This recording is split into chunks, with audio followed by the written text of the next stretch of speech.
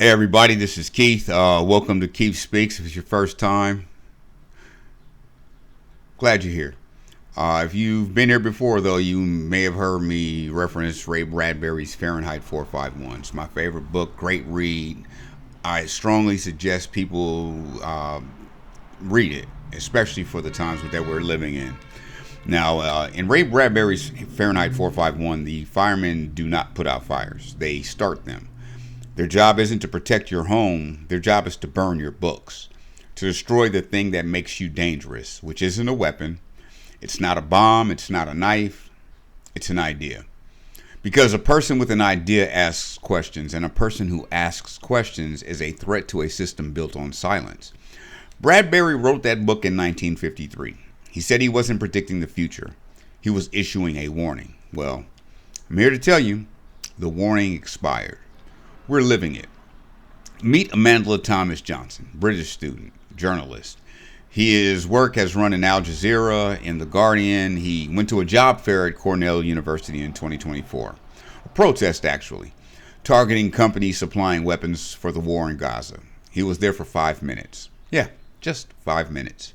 That got him banned from campus. Then Trump took office, issued executive orders targeting students who protested in support of the Palestinians. And Amandla, along with his friend, went into hiding. Then it got worse. Within hours of Cornell notifying him that the U.S. government had revoked his student visa, not days, not weeks, hours, ICE issued a subpoena to Google, and Google complied. No judge signed off, no court reviewed it, no one called Amandla to say, hey, someone's asking for your information. Google just handed it over. And then sent him a brief email after the fact to let him know his data was already gone. Now, let me tell you what they took. His usernames, his physical addresses, his IP addresses, including any tools he used to mask them, his phone numbers, his subscriber identity, an itemized list of every Google service he used, and his bank account numbers, his credit card numbers. Information he attached to his Gmail account just to buy apps, something millions of people do every single day without thinking twice. Gone. Handed to ICE. No warrant, no judge, no warning. He now lives in Dakar, Senegal, in exile. A journalist chased out of the country for asking the wrong questions in the wrong place at the wrong time. In Fahrenheit 451, there's a character named Captain Beatty, the head fireman, and he's not an idiot. He's actually one of the most well-read men in the story. He knows what books contain. He knows what ideas can do. That's why he burns them. He says, and I want you to hear this, he says the books aren't banned because the government hates knowledge. They're banned because people got comfortable. People chose entertainment over truth. People chose speed over depth. People chose not to be disturbed. Sound familiar? The government didn't have to force us to stop reading. We handed over our attention spans willingly. We traded our privacy for convenience. We linked our bank accounts to our Gmail so we could buy apps faster. And in doing so, we handed the firemen everything they need. Here's what Bradbury understood that we keep forgetting. The books are not the target. The readers are.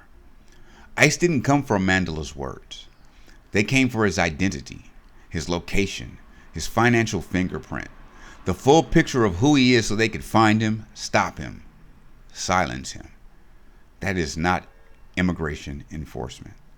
That's the architecture of a surveillance state using immigration as the excuse.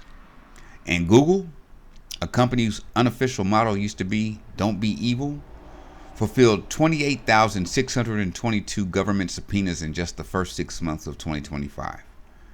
28,622. That's not a privacy policy. That's a pipeline. In the novel, there's a group of people called the Book People. They live on the outskirts of the city. They've each memorized an entire book. Not to hoard knowledge, but to carry it, to keep it alive until the world is ready to receive it again. They understood something critical. When the system comes for the record, you have to become the record.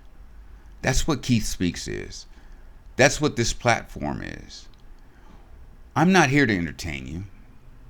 I'm here to make sure you know. Because the same system that came for Amanda Thomas Johnson's bank account is the same system that buys its influence at inauguration ceremonies. The same big tech that stood on that stage smiling right next to power is the same big tech handing your data to the people who want to silence the next voice that gets too loud. They have Wi-Fi now. They don't need to burn your books. They just need your Gmail password. Amanda Thomas Johnson said it himself, from Dakar, in exile, watching all of this from the outside. Quote, "We need to think very hard about what resistance looks like under these conditions, where government and big tech know so much about us, can track us, can imprison, can destroy us in a variety of ways." That's not paranoia. That's a journalist, trained to see the world clearly, telling you exactly what he sees. The question is, are you going to listen, or are you going to scroll past it? Bradbury didn't write Fahrenheit 451 to scare you. He wrote it so that if the day ever came, you'd recognize it. Today is that day. Stay awake. Stay dangerous. Keep asking the questions they don't want answered. And take a read. Fahrenheit 451, Ray Bradbury. This is Keith Speaks, and I'm Keith.